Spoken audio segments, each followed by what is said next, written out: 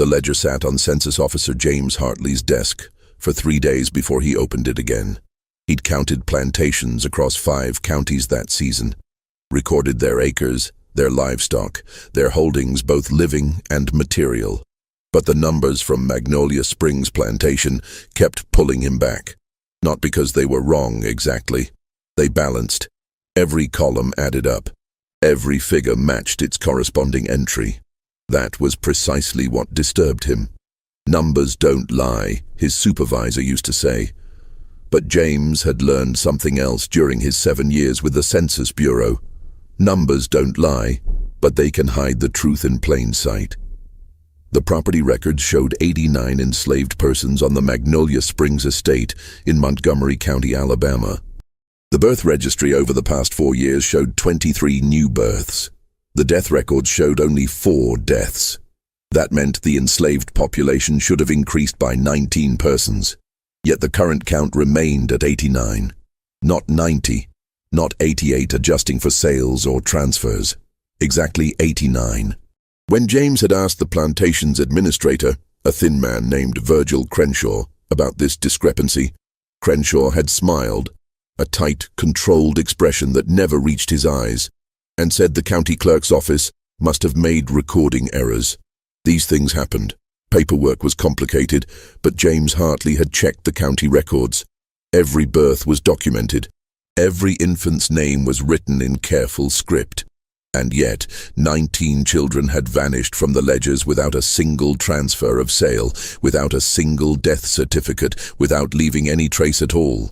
The last note in his field journal, written in his own hand 3 days prior, contained just 4 words that now seemed to pulse on the page. Something is very wrong. Magnolia Springs stretched across 800 acres along the Alabama River's bend. Unlike neighboring plantations known for work songs, drifting across cotton fields or Sunday gatherings where preachers brought news from other counties, Magnolia Springs existed in persistent, unnatural quiet. Travelers on the river road rarely stopped there. Those who did commented on the silence. No children's voices, no singing, just the rhythmic sound of cotton sacks being dragged and the occasional sharp whistle that signaled shift changes. The property had belonged to the Hensley family for 2 generations. Colonel Marcus Hensley, who'd inherited it from his father in 1851, ran it with military precision. He'd served in the Mexican War and brought that discipline home. Every aspect of Magnolia Springs operated on schedule, on quota, on absolute control. But in July 1855, Colonel Hensley suffered a stroke that left him bedridden. His wife, Margaret, had died 3 years earlier from yellow fever. Their only son, Thomas, was studying law in Boston and showed no interest in plantation management. The property fell into the hands of Virgil Crenshaw, who'd been the plantation's bookkeeper for 8 years. Crenshaw was an unusual choice. He had no family wealth, no military background, no experience managing field operations. But he had something that made him invaluable. He understood numbers.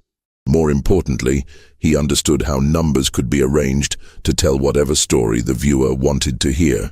Under Crenshaw's management, Magnolia Springs became the most profitable plantation in Montgomery County.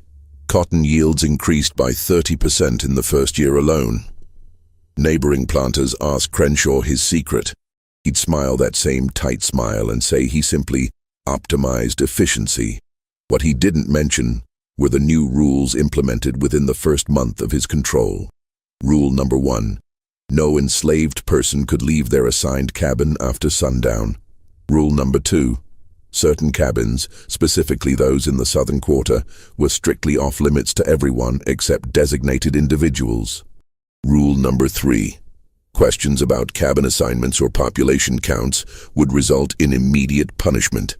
The overseer at the time, a man named Dutch Reynolds, had objected to rule number 3. He'd worked at Magnolia Springs for 12 years and knew every person on the property by name. The restrictions made no sense to him. Dutch Reynolds disappeared in August 1855.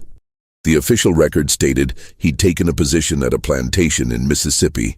His wife and children, however, remained in their small house at the edge of Magnolia Springs. When asked about her husband's sudden departure, Mrs. Reynolds would only say that Virgil Crenshaw had explained everything to her, and she had no further comment. The new overseer, Silas Beck, asked no questions at all. James Hartley returned to Magnolia Springs on a Tuesday morning in late March 1859. He'd filed his initial report, but couldn't shake the numerical impossibility. 19 children couldn't simply vanish without documentation. His supervisor had dismissed his concerns. Clerical errors happened, especially in rural counties where record-keeping was less rigorous. But James knew the difference between sloppy bookkeeping and deliberate concealment.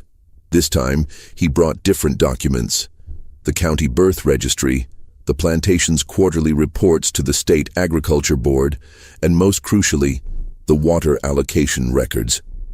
Every plantation was required to report water usage for crop irrigation.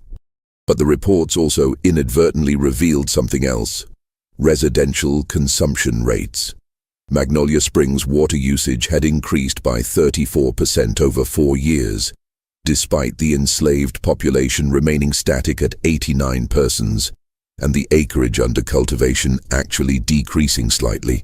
Someone was using significantly more water. The question was who?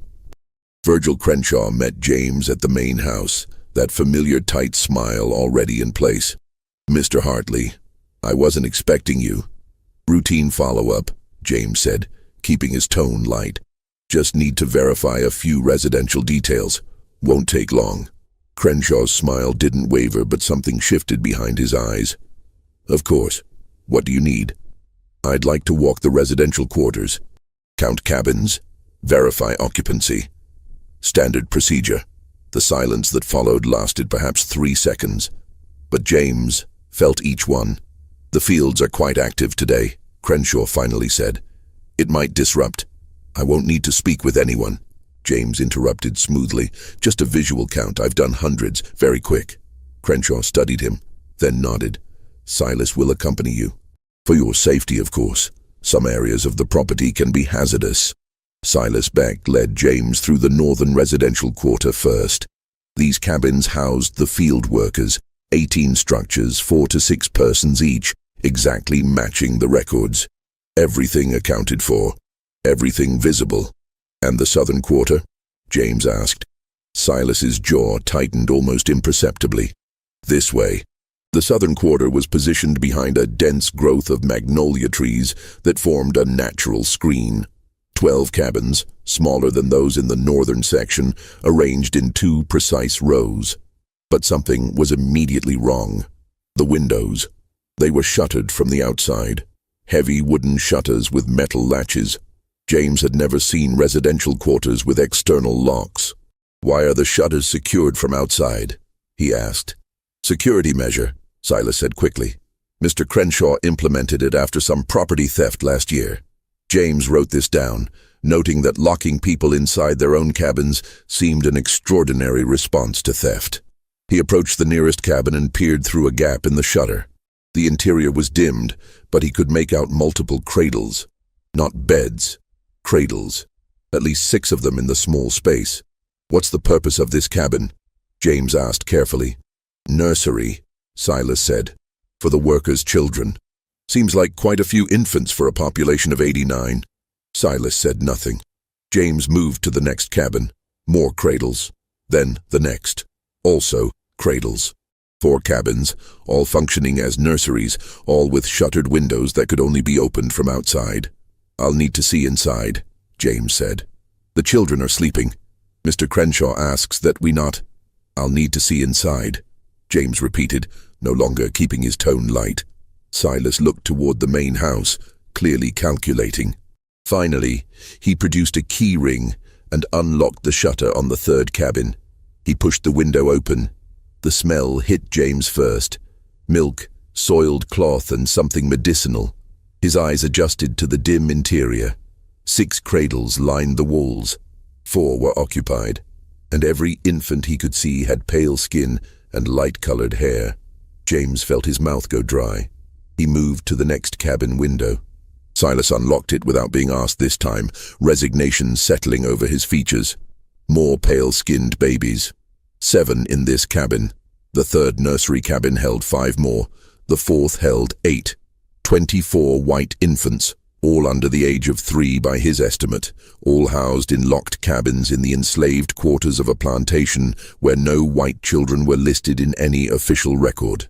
"Mr. Beck," James said slowly, "I'm going to need to speak with Mr. Crenshaw immediately, and I'm going to need to see every record related to these children, every single document." Silas's voice came out barely above a whisper. "You should leave, Mr. Hartley. File whatever report you need to file, but you should leave this property right now." "Is that a threat?" "No, sir," Silas said, and for the first time James heard something in his voice that chilled him more than anger or hostility could have. It was fear. That's advice from someone who wants to sleep at night. James didn't leave. Instead, he walked directly to the main house and informed Virgil Crenshaw that he was invoking federal census authority to examine all residential records, effective immediately. Crenshaw could cooperate, or James would return with a federal marshal. Crenshaw's smile finally disappeared. For a long moment, he simply looked at James with an expression that was difficult to read. Calculation mixed with something almost like resignation. "Very well," he said quietly. "The records are kept in the West Office." The room Crenshaw led him to was surprisingly small, just off the main plantation office. But it was meticulously organized. Leather-bound ledgers lined shelves labeled by year and category. Everything filed, everything indexed. Crenshaw pulled down 3 volumes and placed them on the desk. "These contain what you're looking for." James opened the first volume. It was titled simply, "Special Residential Accounts, 1855-1859. The entries were coded, but James had seen enough plantation records to recognize the basic structure. Each page detailed a transaction, a date, an origin point, a delivery notation, and a placement record. But the language was unusual. Instead of purchased or transferred, the entries used the word received. Instead of names, there were only numbers. Infant number 1, infant number 2, continuing sequentially. "What is this?" James asked, though something in his chest already knew. Crenshaw sat down across from him. When he spoke, his voice carried no emotion whatsoever. "You seem like an educated man, Mr. Hartley. So let me ask you a question. What happens to children born to women who cannot keep them? Women who are unmarried, or whose circumstances make motherhood problematic?" James felt ice spreading through his veins. Foundling homes, charitable institutions. In cities, yes, but what about women in small towns, rural areas, women whose families would be ruined by scandal? Crenshaw tapped the ledger. "The institutions in Mobile and Montgomery are always full. They turn away dozens every month. Those women still have babies. Those babies still need to go somewhere. You're telling me these are orphans," Crenshaw said. "Foundlings. Children who would otherwise be left on church steps or worse. We provide a service, the mothers receive discretion, the infants receive care, the plantation receives compensation for that care. Everyone benefits." James's mind reeled. Compensation from whom? Crenshaw pulled down another ledger, this one labeled External Accounts. He opened it to show columns of payments, each linked to a numbered infant. The payment sources were coded as well, but James could see they came from various towns across Alabama, Mississippi, and Georgia. "The families pay?" James asked. "Not the families directly. That would create records. We use intermediaries, lawyers mostly, sometimes doctors who attended the births. They handle the financial arrangements. The mother never has direct contact with us. As far as she knows, her child went to a foundling home in another state. But instead they're here, in slave cabins, locked in. We call them nurseries," Crenshaw corrected. "The children are cared for by wet nurses, fed, kept clean and healthy. It's far better than what most orphanages provide, I assure you." James forced himself to stay calm, to keep asking questions. "For how long? What happens when they're older?" Crenshaw's expression didn't change. "That depends." "On what?" "On the arrangements made. Some families want the children to disappear permanently. Those remain here and eventually transition to field work around age 5 or 6. Others, he paused, others want the option of reclaiming the child later, once circumstances change. A hasty marriage made legitimate, for example, or a family death that provides inheritance rights. Those children are maintained separately and can be retrieved upon payment of outstanding care fees. The full horror of it crystallized in James's mind. This wasn't just hiding illegitimate children. This was a systematic operation that trafficked infants, holding them as leverage, as property, as commodities. And the true genius of it, the thing that made James's stomach turn, was how perfectly it exploited the existing plantation structure. White children held in slave quarters wouldn't appear in white household records. They were invisible, hidden in plain sight within a system already designed to dehumanize and conceal. How many? James asked quietly. Total. How many children have passed through here? Crenshaw considered the question, then pulled down another ledger. Since we began operations in July 1855, 127 infants received. Of those, 24 currently in residence, 31 retrieved by families, 68 transitioned to permanent placement. Permanent placement, James repeated. You mean enslaved? I mean provided with housing, food, and purpose within the plantation economy, Crenshaw said. Many of those children would have died on the streets or in overcrowded institutions. Here they live. As slaves. White children, enslaved. Children with no legal existence, Crenshaw corrected. No birth records linking them to legitimate families. No proof of free birth. In the eyes of the law, Mr. Hartley, these children don't exist as white or colored. They simply exist. And we've given them a place to do so. James's hands were shaking as he copied entries from the ledger. He needed evidence, documentation that could be presented to authorities. But even as he wrote, a larger question haunted him. Who else knew about this? An operation this sophisticated, running for 4 years, involving multiple states. It couldn't be Crenshaw alone. There had to be a network. Doctors delivering the babies and arranging the transfers, lawyers handling payments, county clerks who conveniently overlooked certain registry gaps, perhaps even judges ensuring that questions were never asked. I want to speak with the women caring for these children, James said. Crenshaw's expression hardened. That's not necessary for census purposes.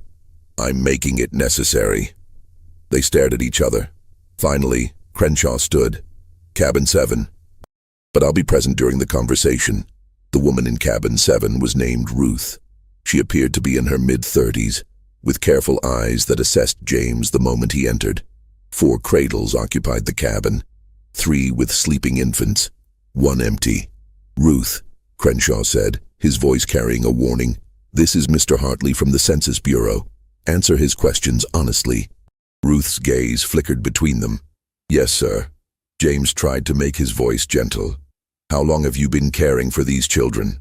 3 years, sir, since Mr. Crenshaw set up the nurseries. And where did these babies come from?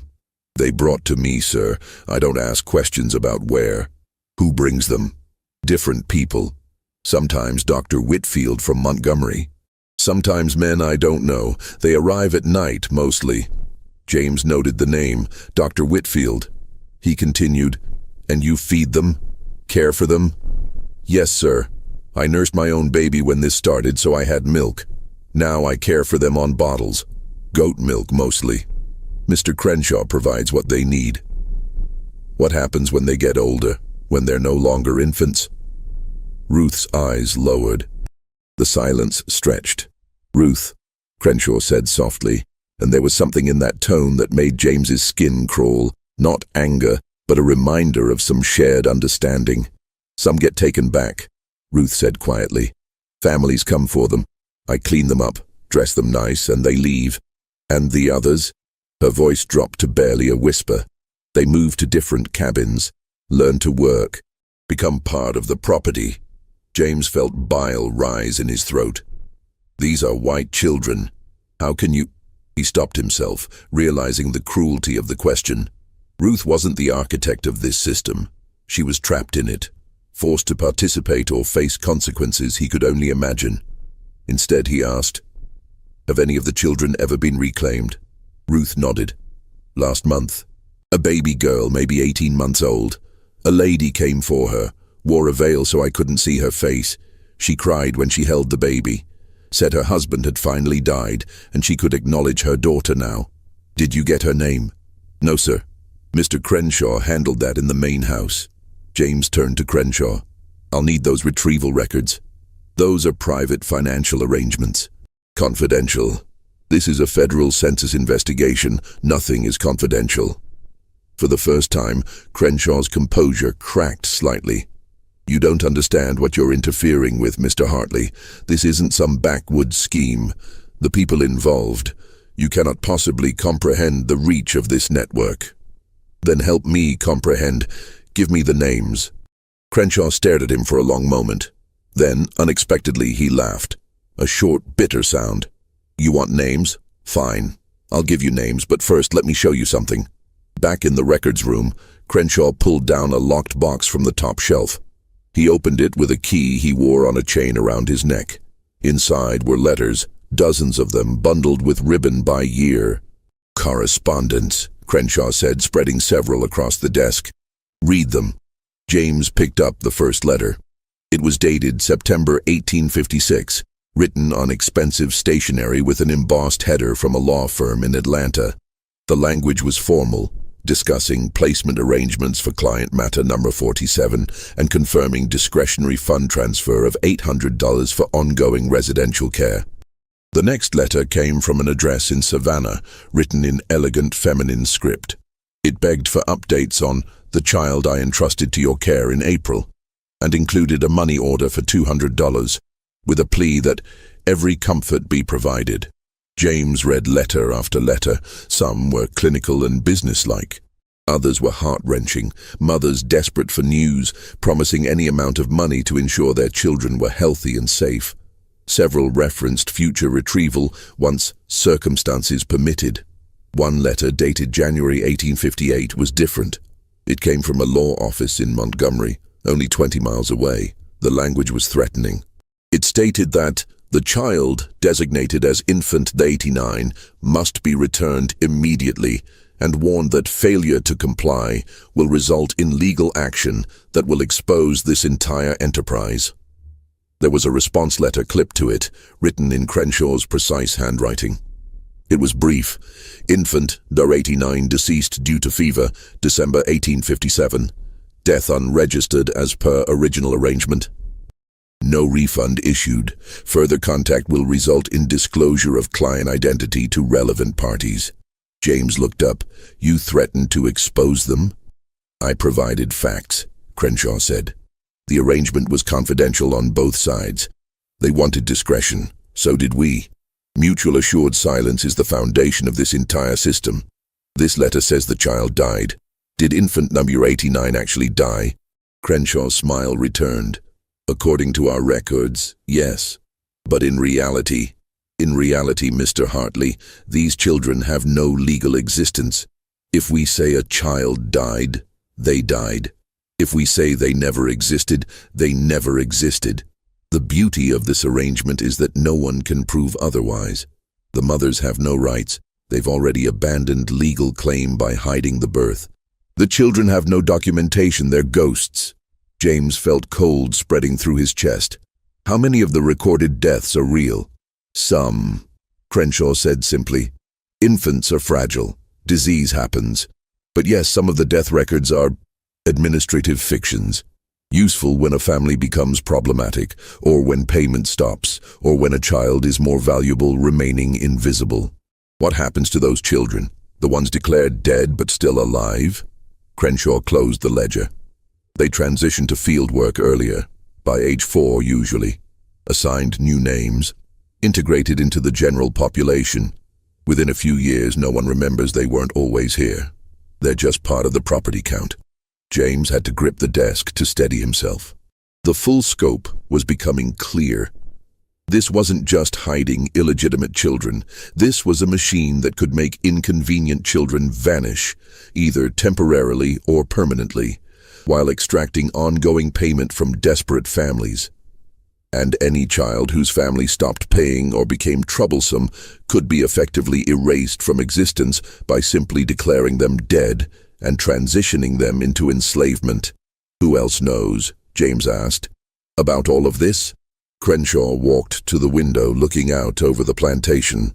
The network includes 3 similar operations, one in Mississippi, one in Georgia, one in South Carolina, coordinated by certain gentlemen who saw an opportunity in the intersection of social scandal and existing agricultural infrastructure. The operations generate approximately $40,000 annually across all sites. That money is distributed among various stakeholders. "Stakeholders," James said. "You mean accomplices?"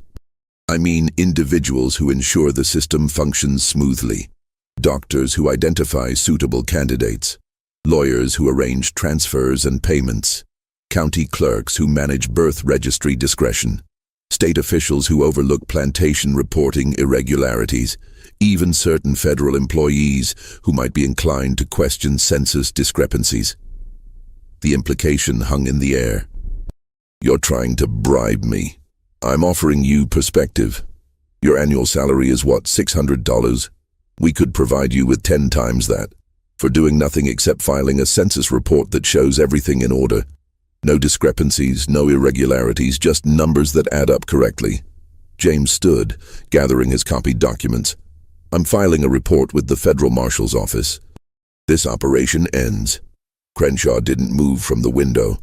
"Before you do that, let me ask you something. What do you think happens to those 24 infants if this operation is exposed? Their births are unregistered, their mothers are anonymous. Legally, they don't exist. So when you shut this down, where do they go?" James stopped at the door. "There's no legal mechanism to return them to families who officially never had them," Crenshaw continued. "No orphanage will take children with no birth records. The state has no category for them.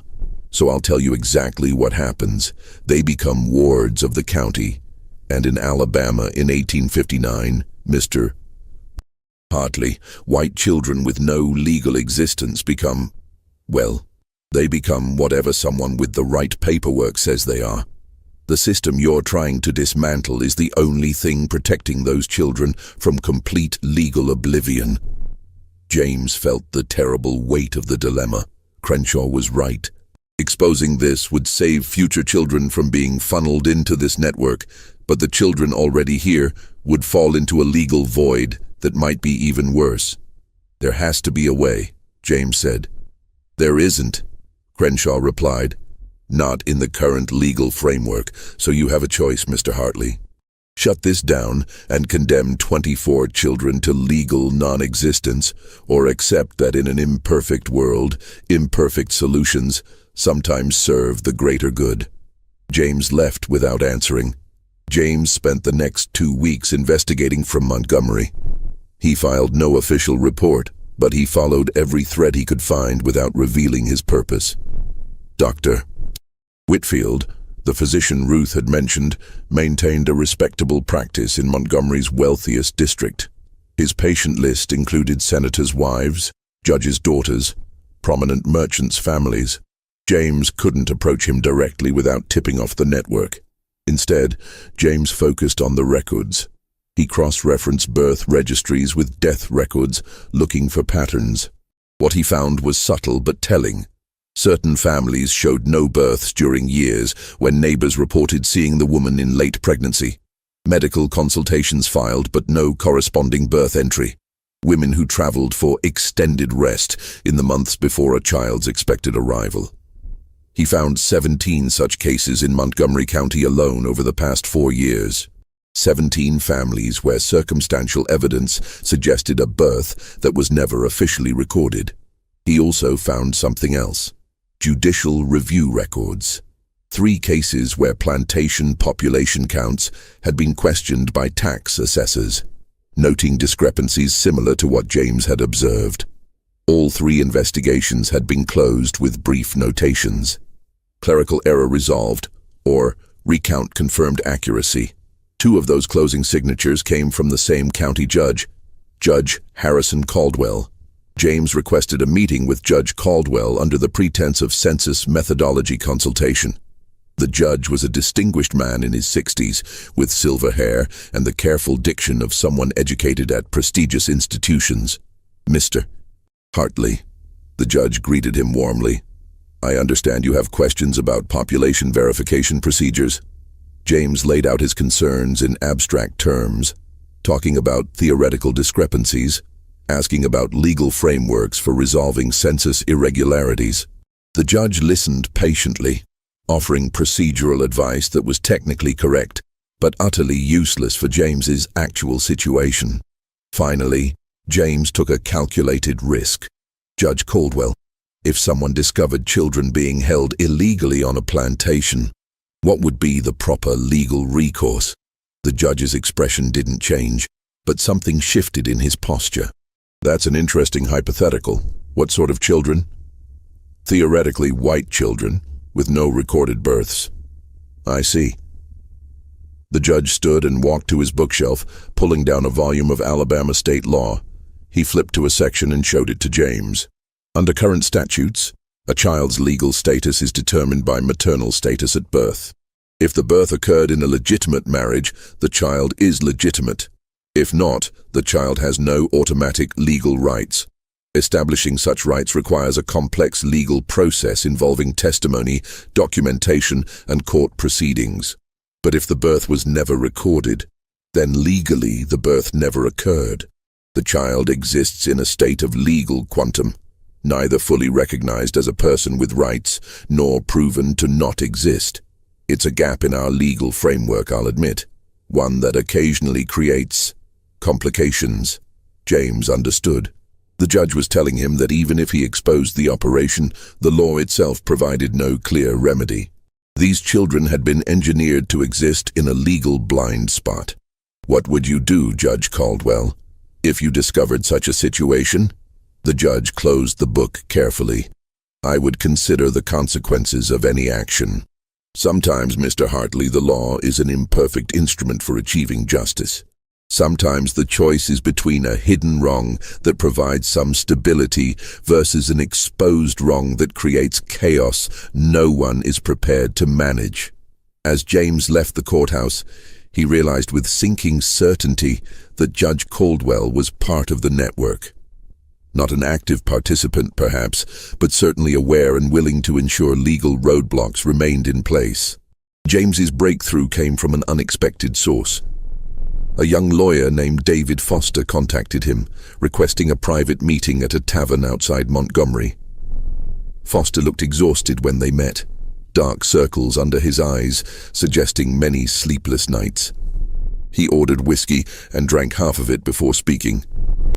"I heard you visited Judge Caldwell asking about plantation irregularities," Foster said quietly. "I need you to understand something. I was part of this. I facilitated 4 placements at Magnolia Springs. I told myself it was helping desperate women, giving babies a chance they wouldn't have otherwise." "What changed?" James asked. "I made a mistake. I kept correspondence. Earlier this year, one of my clients, a young woman whose family would have disowned her, she became pregnant by a man who refused to marry her.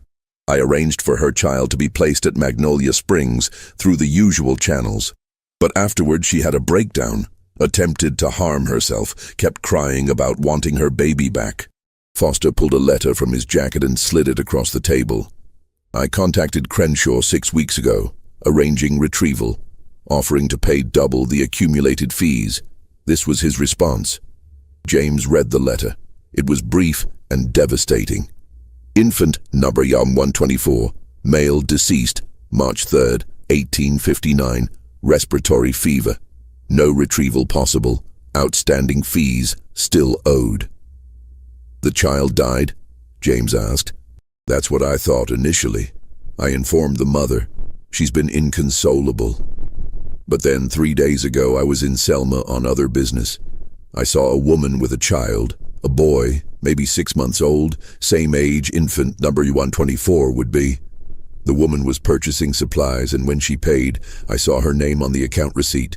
Mrs. Adelaide Brennan, Ashford Plantation, Wilcox County. And Mrs. Adelaide Brennan died in 1857. Cholera outbreak. That's public record. So who was this woman using her name? And why did that child have a distinctive birthmark on his left hand, the same birthmark my client mentioned her baby having? James felt his pulse quicken. You think the child was declared dead but actually transferred to another plantation? I think Crenshaw has multiple revenue streams.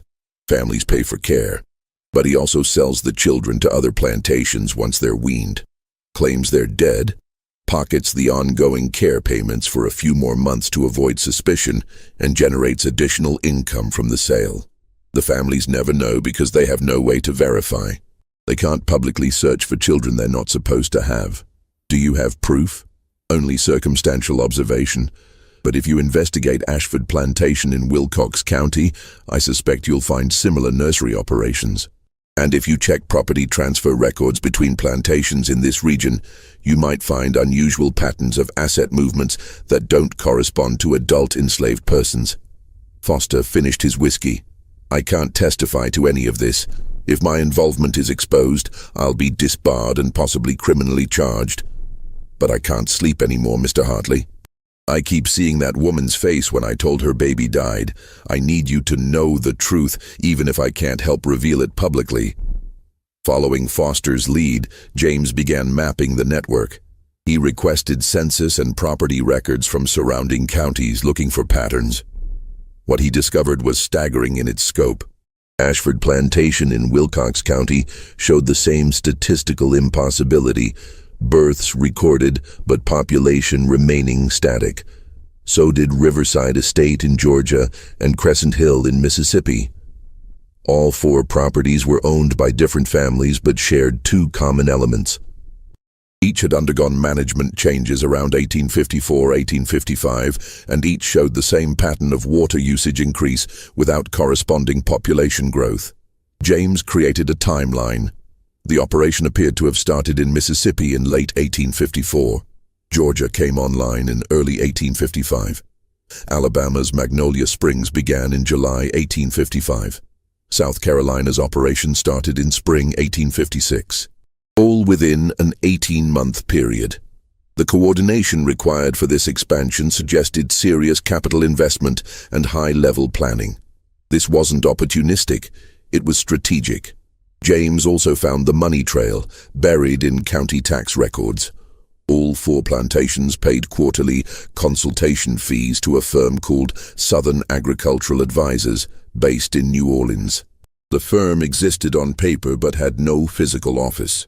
Its registration documents listed three founding partners: Virgil Crenshaw, a Mississippi plantation manager named Robert Stiles, and a New Orleans attorney named Charles Meredith.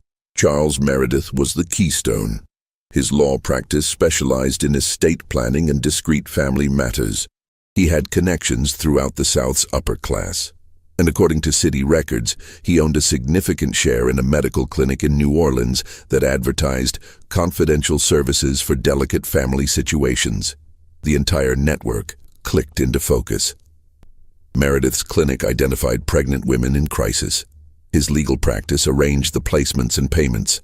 The four plantations provided physical locations that were geographically distributed to reduce suspicion. Local doctors and lawyers in various towns served as contact points, and a carefully selected network of officials, clerks, judges, tax assessors, ensured that inconvenient questions were never pursued. It was brilliant. It was monstrous. And James had no clear way to dismantle it without harming the very children he was trying to protect. James sat in his boarding house room, surrounded by documents and notes, trying to find an answer that didn't exist. If he filed an official report exposing the network, it would trigger investigations. Arrests would be made. The plantations would be raided. And 24 white infants at Magnolia Springs, plus however many at the other three locations, would become legal non-entities that no institution was equipped to handle. In 1859 Alabama, there was no social services system, no child protective framework. Those children would likely end up exactly where Crenshaw had threatened. declared as enslaved property through fraudulent documentation because that was the only existing legal category that could absorb them. If he did nothing, the network would continue. More desperate women would be exploited. More children would be funneled into this system, some eventually enslaved, some held as leverage, all existing in a legal shadow. And if he tried to expose only part of the network, perhaps targeting the retrieval fraud without dismantling the entire operation, he'd simply force the system to evolve, to cover its tracks more carefully. There was a knock at his door. When James opened it, he found a well-dressed man he'd never seen before. "Mr. Hartley," the man said, "my name is Charles Meredith. I believe we should talk." Meredith sat in James's single chair with the comfortable authority of someone accustomed to controlling conversations. He declined the offered whiskey and went straight to his purpose. "Mr. Crenshaw informed me of your investigation. I've reviewed your background, Yale education, family in Connecticut, posting to Alabama Census Bureau. You're qualified for much better positions. Why are you still counting plantation populations in rural counties?" "I do my job," James said carefully. "Admirably. Which is why I'm here. The network you've uncovered serves an important function, whether you recognize it or not. Every year, hundreds of women in the South face impossible situations. Our society offers them no options except shame and ruin. We provide a third option. Is it perfect? No. But it's better than the alternatives. You're selling children. We're providing care for children who would otherwise be abandoned to die. And yes, we charge fees, because maintaining these nurseries, employing wet nurses, ensuring medical care all requires resources. The fees ensure sustainability. And the children who are declared dead but sold instead?" Meredith's expression didn't change. "Unfortunate but necessary adjustments. Some families become liabilities. Some children are more valuable as permanent placements. The system requires flexibility." "That's not flexibility. That's fraud and enslavement. In the eyes of the law, you cannot enslave someone who legally doesn't exist," Meredith countered. "These children have no birth records, no family claims, no legal personhood. We've given them existence within the only framework available. Is it ideal? No. Is it survival? Yes." James shook his head. "I'm filing my report. And condemning those 24 children at Magnolia Springs to what, exactly? You've seen the legal reality. There's no mechanism to help them. Your report will simply force them further into the shadows. Whereas if you accept our offer, $5,000 annually, Mr. Hartley, for doing nothing except filing accurate but unremarkable census reports, those children remain fed and cared for. Future placements continue to save desperate women. And you gain the financial freedom to eventually pursue the better positions you're qualified for. Blood money. Reality money. The world is imperfect, Mr. Hartley. We didn't create these social conditions. We're simply managing the consequences as humanely as possible within existing constraints." Meredith stood to leave. At the door, he paused. "You have until Friday to decide. File your report and face the consequences. Legal chaos, personal danger, and the knowledge that you've helped no one. Or accept that some problems have no perfect solutions, only managed imperfections. I'll await your decision." James didn't sleep. He sat at his desk, reviewing documents until his eyes burned, searching for some legal pathway he'd missed. At midnight, there was another knock. This time, when he opened the door, Ruth from Cabin 7 stood in the hallway. She was alone, breathing hard like she'd been running. "I shouldn't be here," she whispered urgently. "If they know I left—" "Come in," James said, pulling her inside. "What happened?" Ruth's words tumbled out. "You asked what happens to the children. I didn't tell you everything. Couldn't. Not with Mr. Crenshaw there. But you need to know." She explained that the nursery cabins James had seen held only the infants still being maintained for potential family retrieval, the ones whose families were still paying. But there were other children, ones who'd been declared dead to their families but were actually alive, transitioned into the general enslaved population. "How many?" James asked. I've counted at least 32 over 4 years. They stop being in the nursery cabins. They get moved to the far cabins, near the processing barns, given different names. The younger ones forget they were ever anything else. But some of the older ones, the 4- and 5-year-olds, they remember fragments. They'll say things about having a different name before, about rooms with locked shutters. Where are they now? Scattered across the plantation, mixed in. Some field work, some domestic work in the main house. There's a boy in the stables, maybe 6 years old, light hair, light eyes. He serves meals sometimes. I heard Mr. Crenshaw call him proof of concept. James felt sick. Proof of what concept? That it works. That you can hide white children in the enslaved quarters and no one notices, no one questions. After a few years, they're just part of the property. And if they're part of the property, they can be sold. James finished quietly. Ruth nodded. 3 months ago, a man came from Louisiana. He and Mr. Crenshaw walked the quarters.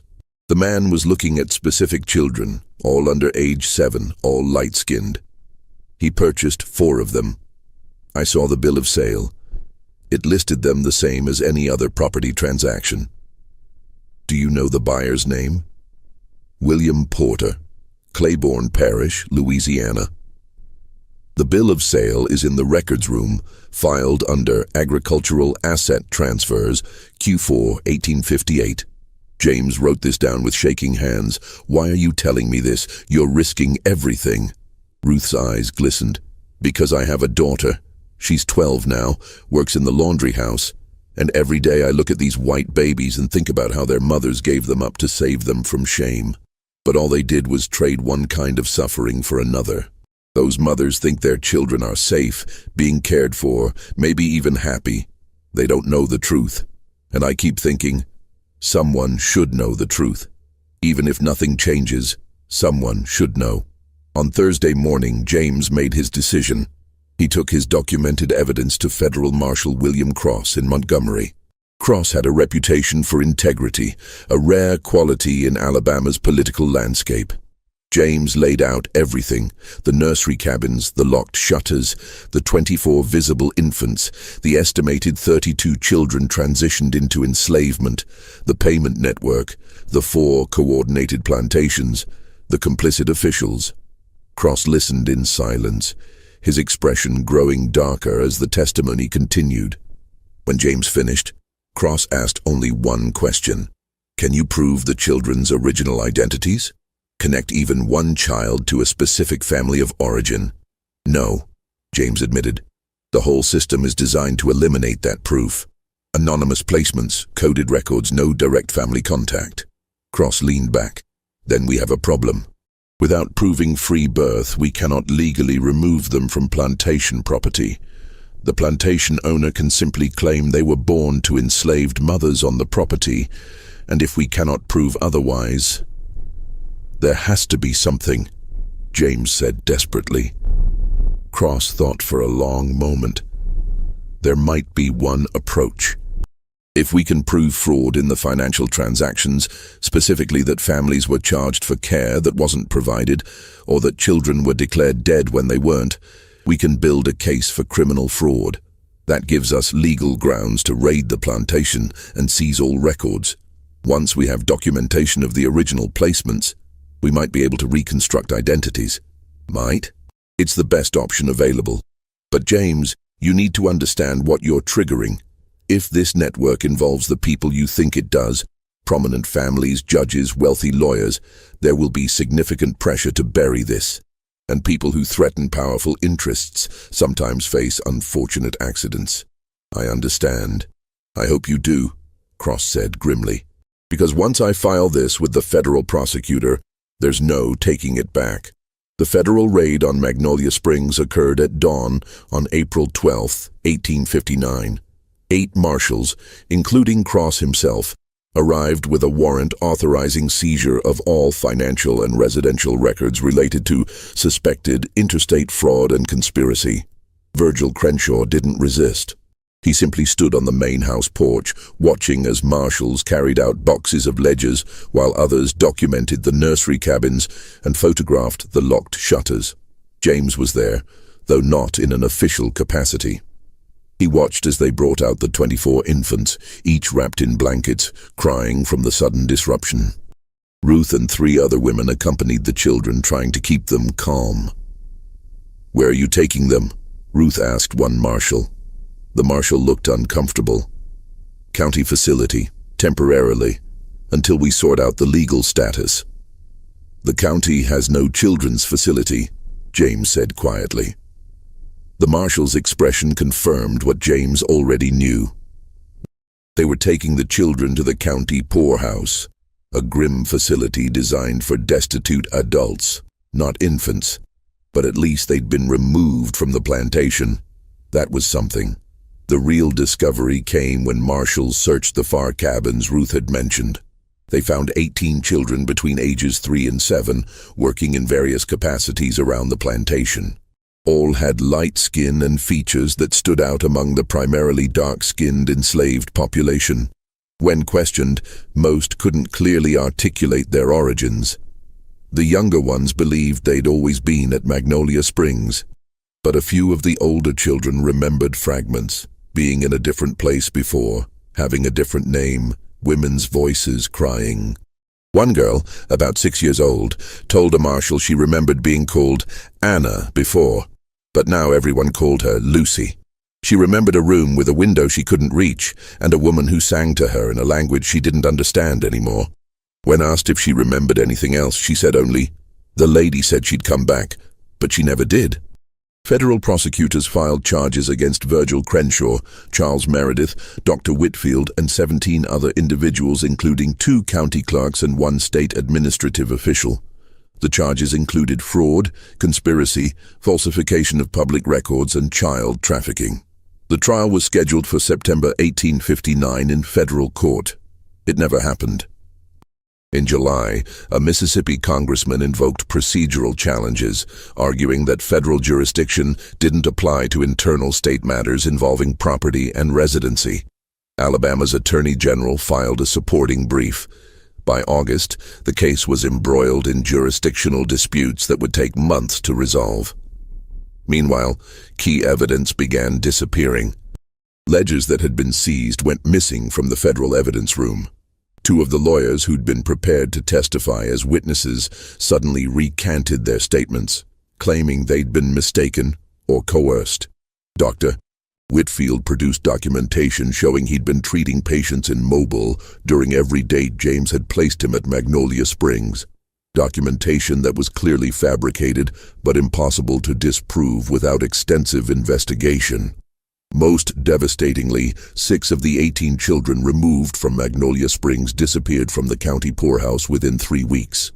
The facility administrator claimed they'd been claimed by relatives, but could produce no documentation of who these relatives were or where the children had been taken. James understood what was happening. The network was protecting itself, using wealth and influence to dismantle the case from within. Federal Marshal Cross fought hard, but by October, the prosecutor's office announced they were dropping the charges due to insufficient evidence and procedural complications. Virgil Crenshaw walked free. So did Charles Meredith. So did everyone except 1 county clerk who lacked the connections to protect himself and was convicted of falsifying records, sentenced to 2 years, serving only 8 months. The 24 infants who'd been in the nursery cabins were eventually distributed among 3 church-run institutions in different states. Whether their families ever learned they were alive, James never discovered. The 12 children who remained from the group of 18 were processed through a newly created state guardianship system that essentially indentured them to various families as domestic workers until age 18. And the operation itself? Publicly, it ended. Magnolia Springs was sold to new owners who had no connection to the previous management. The other 3 plantations similarly changed hands. But James noticed something in the records from late 1859 and early 1860. 2 new plantations in Arkansas and 1 in Tennessee began showing the same statistical patterns. Increased water usage, static populations despite recorded births, management by recently appointed administrators who had no prior plantation experience. The network hadn't ended, it had simply migrated. In November 1859, James received a letter at his boarding house, no return address. Inside was a single sheet of paper with a brief message. You asked if the children could be saved. The answer was no, they could only be redistributed. The system is larger than any one plantation, larger than any individual, larger than your investigation. It exists because society creates a need for it. Until that changes, operations like Magnolia Springs will continue in different forms, under different names. You did what you believed was right. I respect that. But you should know that the 18 children removed from Magnolia Springs are being monitored. Should any of them, upon reaching adulthood, attempt to speak publicly about their experiences or origins, arrangements have been made to ensure their credibility is destroyed. Financial incentives for silence have been offered to the institutions housing them. This is not a threat to you personally. Your investigation is concluded. The case is closed. Continue your census work. Make no further inquiries into this matter. That is the only way to ensure no additional complications arise. The children are as safe as they can be, given the circumstances. That will have to be sufficient. The letter was unsigned. James burned it immediately. But he kept copies of all his investigative documents, hidden in a safety deposit box in Montgomery under a false name. In December 1859, James requested a transfer to the Census Bureau's office in Philadelphia. His supervisor approved it without question. James suspected someone had encouraged his relocation, a quiet way to remove him from the region. Before leaving Alabama, James made one final visit to Magnolia Springs. The new owner, a plantation family from Virginia, had already begun operations. The southern quarter with its nursery cabins had been converted to storage facilities. James walked past cabin 7. The shutters were gone. The door stood open. Inside, he could see barrels of seed and coils of rope. No cradles, no trace that children had ever been there. A field supervisor noticed him and called out, "Can I help you with something?" "Just passing through," James said. "Looking for someone who used to work here." "Woman named Ruth?" The supervisor shook his head. "Don't know that name. The previous ownership sold off most of their workers when they left, scattered to different properties across the state." James nodded and walked back to his horse. He'd expected that. The network would have ensured that anyone who knew too much was dispersed, separated, made difficult to locate. As he rode away from Magnolia Springs for the last time, James thought about the girl who remembered being called Anna before becoming Lucy. Wondered if she still remembered, or if time and circumstance had erased even that fragment of her original identity. He wondered how many children across the South existed in that same liminal space, legally non-existent, their origins erased, their futures determined by systems they couldn't comprehend or escape. James Hartley spent 23 more years with the Census Bureau, eventually becoming a regional director in Pennsylvania. He never returned to Alabama. He never spoke publicly about what he'd discovered at Magnolia Springs. But he kept the documents. Every letter, every ledger copy, every note from his investigation. He organized them meticulously, creating a comprehensive archive of the network's operations during that brief period when it had been partially exposed. In 1881, James donated this archive to the Pennsylvania Historical Society under a restricted access agreement. The materials were to be sealed until 1920, 61 years after the investigation. Long enough that anyone directly involved would likely be deceased. The donation receipt listed the contents simply as documents relating to census irregularities and child placement practices in Alabama, 1855-1859. James died in 1882, 1 year after making the donation. His obituary in the Philadelphia Inquirer described him as a dedicated public servant and meticulous record keeper who contributed significantly to census methodology improvements. There was no mention of Magnolia Springs. No reference to the investigation that had consumed 6 months of his life and haunted his conscience for decades after. The archive remained sealed until 1920, as James had specified. When a graduate researcher named Eleanor Shaw accessed it while studying post-Civil War reconstruction, she found the full documentation of the Magnolia Springs network, all the evidence James had been unable to use effectively. Eleanor's research revealed additional details that James hadn't known. Records from the post-war period showed that several of the children who'd been removed from Magnolia Springs in 1859 had tried to reclaim white identity as adults. All had been unsuccessful. Without birth records proving free birth, they couldn't establish legal white status. They existed in a legal gray area throughout their lives, facing discrimination from both white and black communities. She also found correspondence suggesting that similar operations had continued well into the 1870s, adapting as legal frameworks changed. The network had been more resilient than anyone realized. But the most disturbing discovery was a set of estate records from 1903. When Charles Meredith, the New Orleans lawyer who'd coordinated the network, died, his estate papers included a private ledger found in a locked desk drawer. This ledger contained the real names, birth mothers matched to infant numbers, original placement dates, retrieval arrangements, death declarations, both real and fabricated.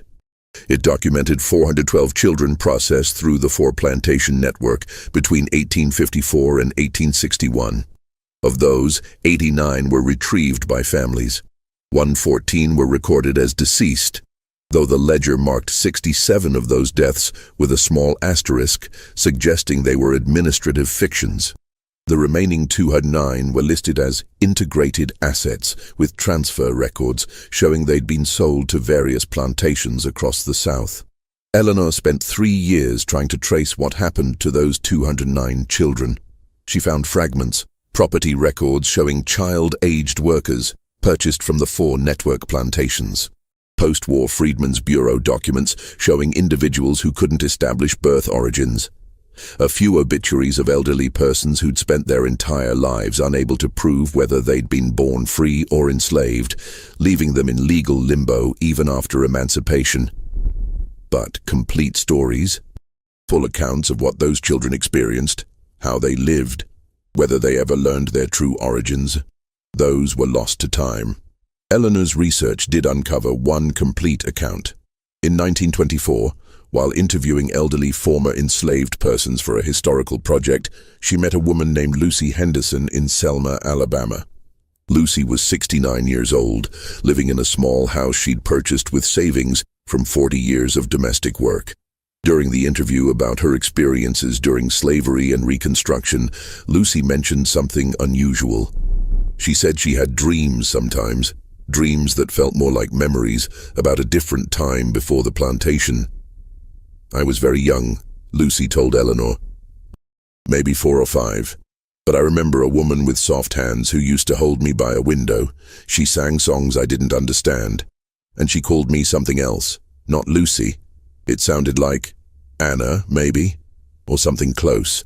Eleanor felt her heart race. She'd seen that name in James Hartley's notes, the 6-year-old girl at Magnolia Springs who remembered being called Anna. Do you remember anything else about that time? Eleanor asked carefully. Lucy was quiet for a long moment. I remember the woman crying. She held me very tight and kept saying she was sorry. Then men came and took me, put me in a carriage. It was dark inside. When we arrived somewhere, they put me in a room with other children. The windows had shutters I couldn't open. Magnolia Springs? Lucy looked at Eleanor with sharp, knowing eyes. You've heard about that place. Eleanor nodded slowly. I figured it out eventually, Lucy said. Took years, but I put the pieces together. I wasn't born enslaved. I was put there. Someone gave me away and someone else made money from it. And when they couldn't profit from me anymore, they just kept me. Easier than explaining where I came from. Did you ever try to find out who you were, your original family? Lucy's laugh was bitter. How? I had no name except what they gave me, no birth record, no proof I even existed before Magnolia Springs. After emancipation I tried, went to courthouses, asked questions. But without documentation, I was just another freed woman with a story no one could verify. White families certainly weren't going to admit to having a missing child who ended up enslaved.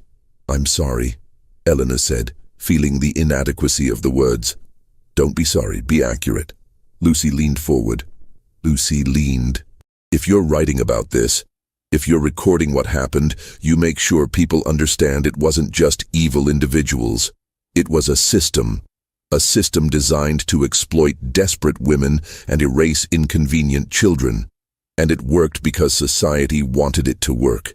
Because acknowledging those children's existence would have been more uncomfortable than pretending they didn't exist." Eleanor promised she would be accurate. She spent 2 more days interviewing Lucy, documenting everything she remembered about Magnolia Springs, the other children, the transition from nursery cabin to enslaved quarters, the years of living with fractured identity. Lucy Henderson died in 1926. She had no children, no husband, no living relatives that she knew of. Her obituary in the Selma Times-Journal was 3 sentences long and made no mention of her origin or her experiences. Eleanor Shaw's research became her doctoral dissertation, though it was considered too controversial for publication at the time. Her papers were eventually archived at the University of Alabama in 1958, where they remained largely unexamined until recently. Modern researchers attempting to verify the scope of the Magnolia Springs network have found it nearly impossible to determine exact numbers. Census records from the 1850s are incomplete. Plantation ledgers were often destroyed during the Civil War. Many of the key participants left no personal papers. But by cross-referencing James Hartley's confiscated documents, Charles Meredith's private ledger, Eleanor Shaw's research, and fragmentary records from the 4 plantations involved, historians have estimated that between 400 and 500 children passed through the network during its roughly 7 years of peak operation. Of those children, approximately 90 were retrieved by families. Approximately 180 were transitioned into permanent enslavement. Approximately 140 were recorded as deceased, though how many actually died versus being declared dead for administrative purposes remains unknown. The remainder are unaccounted for, their fates lost to incomplete documentation. After the Civil War, some of these children would have been emancipated along with all enslaved persons. But without birth records proving free origin, they faced unique challenges in establishing legal identity. Several appear in Freedmen's Bureau records as individuals seeking documentation of birth status, unable to prove they'd been born free, but also unable to definitively prove they'd been born enslaved. The legal ambiguity that had made them invisible before emancipation continued to plague them after. As for the network's organizers, Virgil Crenshaw moved to Texas in 1860 and died there in 1873. Charles Meredith continued his legal practice in New Orleans until his death in 1903. Dr. Whitfield practiced medicine in Montgomery until 1889. None were ever convicted of crimes related to the network.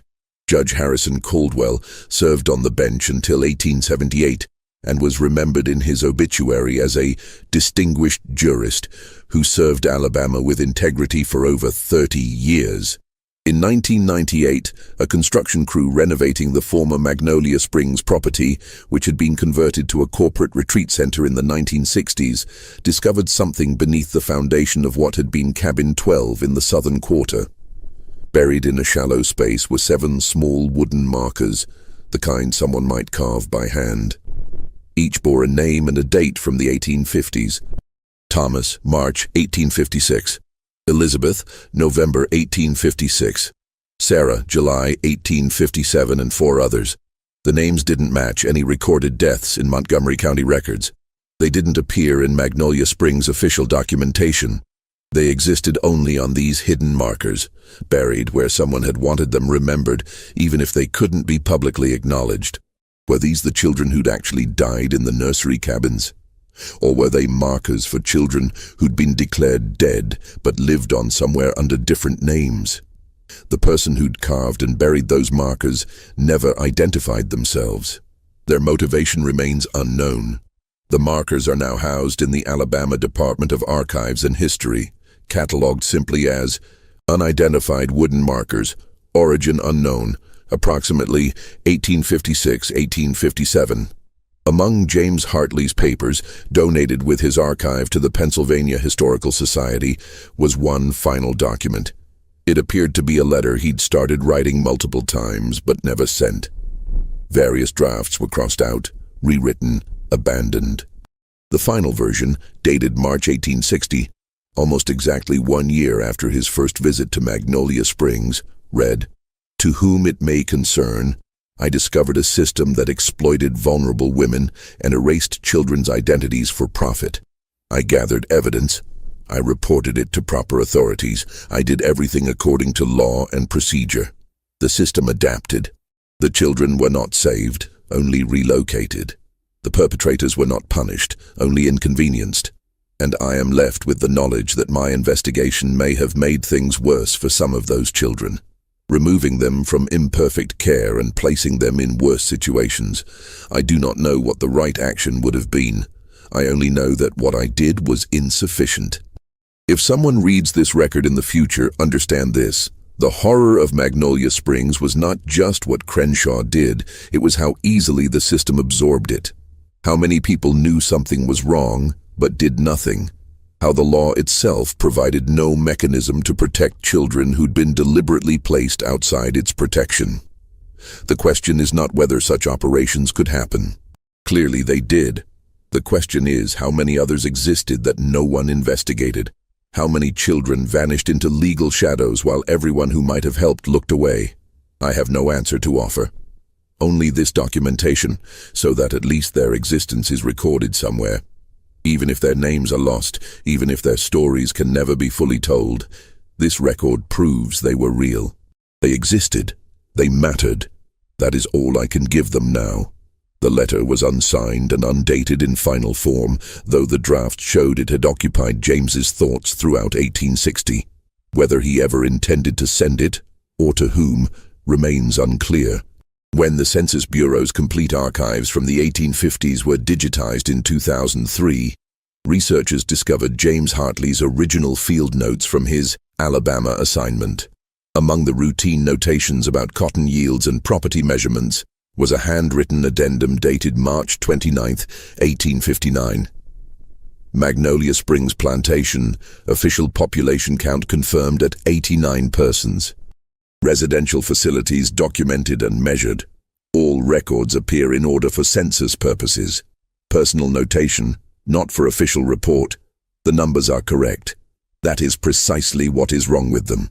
Those two sentences, the official statement and the personal truth beneath it, perhaps best capture the entirety of what happened at Magnolia Springs. A system where everything appeared correct on paper, where every number balanced, where official records showed nothing amiss. And beneath that facade of order, children disappeared into shadows so deep that more than a century later, we still cannot say with certainty how many there were, who they became, or whether any of them ever learned the truth about where they came from. The records tell a dark story indeed, but the silences between the records tell an even darker one.